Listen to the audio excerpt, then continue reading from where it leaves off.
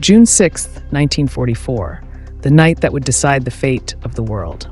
The Allies were preparing to invade Nazi-occupied Europe in what would become D-Day, the largest amphibious invasion in human history. But there was one terrifying truth. If Hitler found out where the Allies were landing, the invasion would fail before it began. And the man who saved it wasn't a general or a soldier, but a Spanish double agent named Juan Pujol García.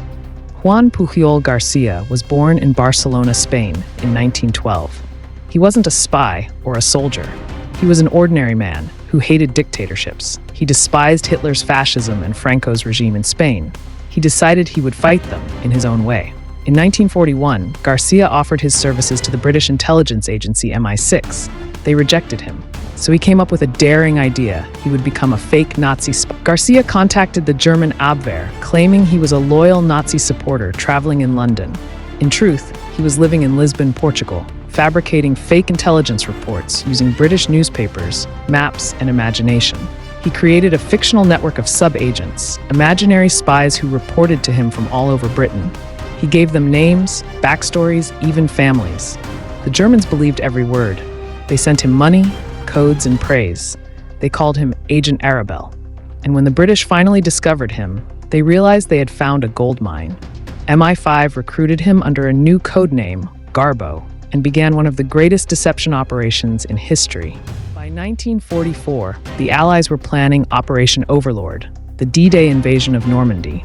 But to succeed, they needed Hitler to believe the attack would come elsewhere. That mission was codenamed Operation Fortitude, a vast deception involving fake armies, rubber tanks, false radio signals, and Garbo's lies. Garbo's reports to the Germans were brilliant.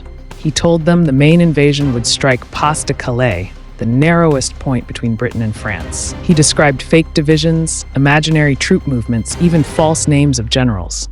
The Germans completely believed him. When Allied troops landed in Normandy on June 6, 1944, Hitler and his generals thought it was only a diversion. They kept the powerful 15th Army stationed at Calais, waiting for a real attack that never came.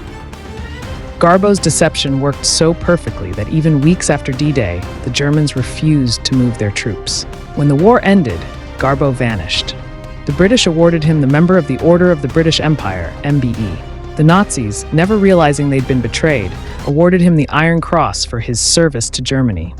He became the only man in history to receive honors from both sides of World War II.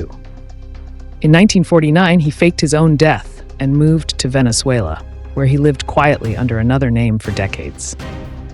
He was finally rediscovered by historians in the 1980s, still humble, still proud, and still aware that his lies had saved millions of lives. Juan Pujol García never fired a shot, but his weapon, deception, changed the course of the war.